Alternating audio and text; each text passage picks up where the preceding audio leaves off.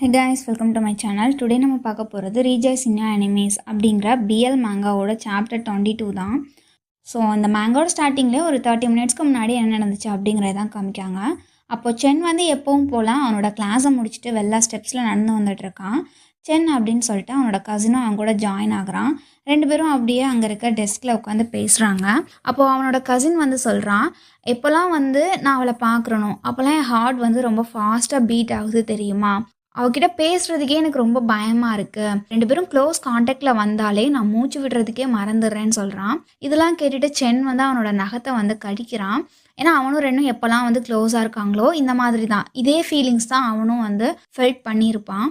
அதெல்லாம் நினச்சி பார்த்துட்டே இருக்கான். இந்த சைடில் கசின் வந்து கண்டினியூ பண்ணுறான், எனக்கு நல்லாவே தெரியும் அவன் மேலே எனக்கு ஃபீலிங்ஸ் இருக்குன்னு, ஆனால் என்ன பண்ண அப்படின்ட்டு இவன் மூச்சு விடுறான், பெருமூச்சு விடுறான். எனக்கு இதை பற்றி எந்த எக்ஸ்பீரியன்ஸும் இல்லை, அதனால என்ன சொல்லன்னு எனக்கு தெரியலை அப்படின்ட்டு சென் சொல்ல, அப்போ நான் கான்ஃபஸ் பண்ணுறேன் அப்படின்ட்டு இவன் ரொம்ப சந்தோஷமாக எந்திக்கிறான். எப்படி பண்ணுவான் அப்படின்ட்டு சென் கேட்க அந்த இடத்துலேயே முட்டி போடுறான்.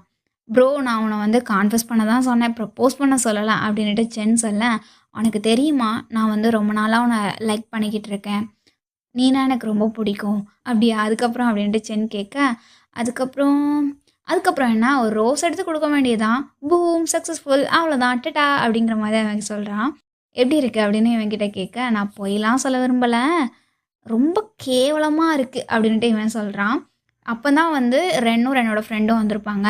இவனும் அவங்கள பார்த்துட்டு கையை வந்து வேகமாக எடுத்துருவான். இதுதான் என்னோட கசின் அப்படின்ட்டு அவங்ககிட்ட இன்ட்ரோ பண்ண, உன்னோட கிளாஸ்மேட்ஸா அப்படின்ட்டு இவனும் வந்து ரொம்ப எக்ஸைட்டடாக அவங்ககிட்ட பேசுகிறான். நீங்கள் தான் வந்து அந்த பேபி கசினா அப்படின்ட்டு ரென்னோட ஃப்ரெண்ட் வந்து போய் அவனை க்ரீட் பண்ண, இவனும் வந்து அவன் கூட பேசுகிறான். அது என்ன பேபி கசின் அப்படிங்கிற மாதிரி இவன் வந்து ஜர்க் ஆகுறான். அப்புறம் நீங்கள் அப்படின்ட்டு ரென்கிட்ட கேட்க, ரென்னும் வந்து இன்ட்ரோ பண்ணிவிட்டு நீங்கள் ரெண்டு பேரும் என்ன பண்ணீங்க அப்படின்னு கேட்க வரதுக்குள்ளே அங்கே வந்து ஒரு ரிங் சவுண்ட் ஆகுது, அது பெல் அடிக்குது. நான் மறந்தே போயிட்டேன், இங்கே நான் வந்து பேரண்ட்ஸ் மீட்டிங்காக தான் நான் வந்தேன் அப்படின்ட்டு இவன் அங்கேருந்து குடுன்னு ஓடுறான். அவன் போனதுக்கப்புறமா ரென் வந்து கசினோட இடத்துல உட்காந்துட்டு, அப்புறம் நீயும் கசினும் என்ன பேசிகிட்டு இருந்தீங்க, அவன் ஏன் உன்கிட்ட அந்த மாதிரி நடந்தான் அப்படிங்கிற மாதிரிலாம் இவன் கேட்க, எந்த மாதிரி அப்படின்ட்டு சென் கேட்குறான். டூட், உனக்கே இது ஓவராக தெரில, மற்றவங்க விஷயத்தில் நீ ஏன் போய் மூக்க நுழைக்கிற அப்படின்ட்டு ரென்னோட ஃப்ரெண்ட் கேட்குறான்.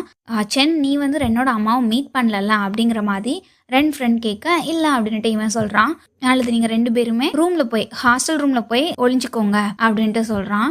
இவனும் வந்து ஓகே அப்படின்னு சொல்லிட்டு ரெண்டு பேரும் அவங்க கிளம்பும்போது சென் வந்து தலையை சொரிஞ்சுக்கிட்டே சொல்கிறான், நான் ஸ்டூடெண்ட் சார்பாக ஸ்பீச் கொடுக்கணுமே அப்படின்னு சொல்ல அவங்க ரெண்டு பேரும் ஷாக் ஆகுறாங்க. இந்த சைடில் வந்து அந்த பேரண்ட்ஸ் டீச்சர் மீட்டிங் நடக்கல, அந்த இடத்துல டீச்சர் வந்து இன்ட்ரோ கொடுக்காங்க. இப்போ இங்கே இருக்க ஒரு ஸ்டூடெண்ட் வந்து கிளாஸ் மானிட்டர்கிட்ட, மானிட்டர் நீங்கள் சென்னை பார்த்தீங்களா அப்படிங்கிற மாதிரி கேட்குறாங்க.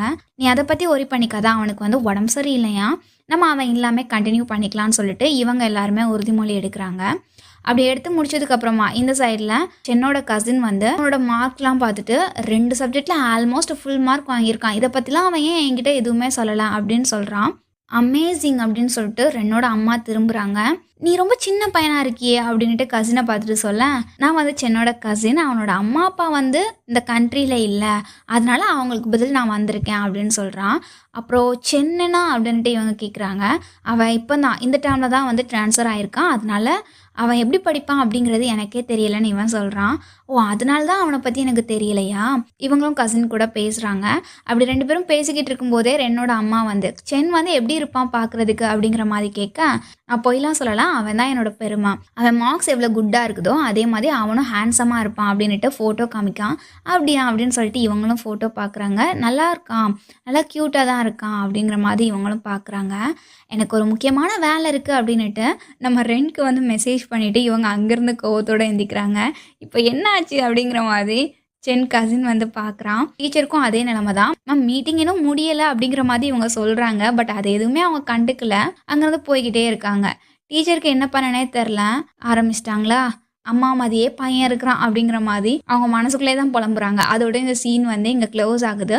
உங்களுக்கு நான் எப்படி ரிவ்யூ பண்ணியிருக்கேன் அப்படிங்கிறத நீங்கள் கமெண்ட் பண்ணுங்கள். இந்த வீடியோ பிடிச்சிருந்தா லைக் பண்ணுங்கள். அண்ட் தேங்க்ஸ் ஃபார் வாட்சிங்.